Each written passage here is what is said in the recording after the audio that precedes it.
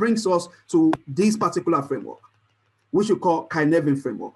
Right? What is kuh-NEV-in framework? I mean, it's called kuh-NEV-in. I mean, it sounds like CY, whatever, but it's a Welsh word, but it's pronounced as kuh-NEV-in. Kuh-NEV-in framework, which talks about types of projects. So from that modeling, we then categorize the project into one, simple. This is what we call simple project, or complicated, or complex, or chaotic, or disorder. We don't even know. I mean, just disorder. We don't know where it is.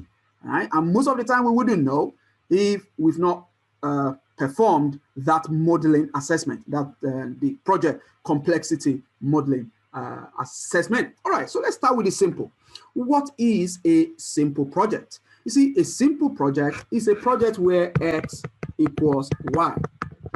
Now, what is X? X is the problem, okay? And Y is the solution. And equals is the means. Okay? So we know the problem. We know the solution. There's nothing unknown. There's no ambiguity here. No ambiguity at all. We know the problem, we know the solution, and the means. In fact, we have driven on that road several times. So we know about it, right? We've done this type of project over and over and over again, okay? Though it's still a project, but we've done it several times. So there's nothing new about it. So we call such projects simple or obvious, okay? And then we have another type of project that we call complicated.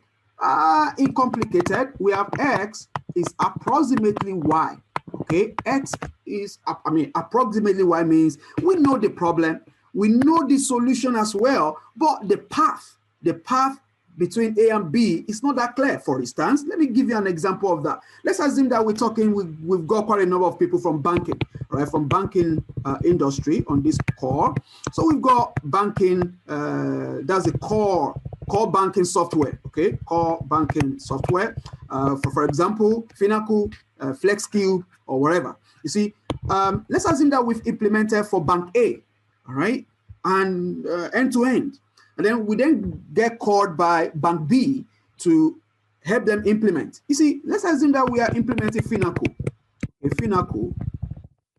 Since we've been implementing Finnacle, right, we know about the problem that Finnacle solves. We know Finnacle itself, okay? So going to bank B, we are not just creating Finnacle. We are only implementing an existing solution, but it's complicated. What makes it complicated? Because of the environment. Because the environment and the processes within bank A will be different from the environment in bank B.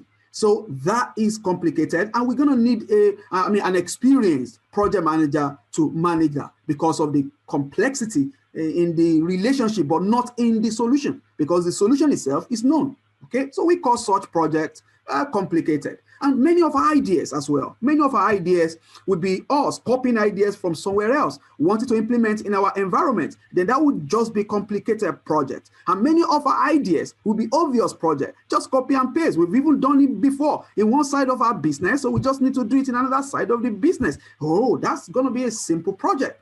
And when we're dealing with simple project and complicated project, meaning simple ideas and complicated ideas, all right? When we're dealing with those, what we then tend to use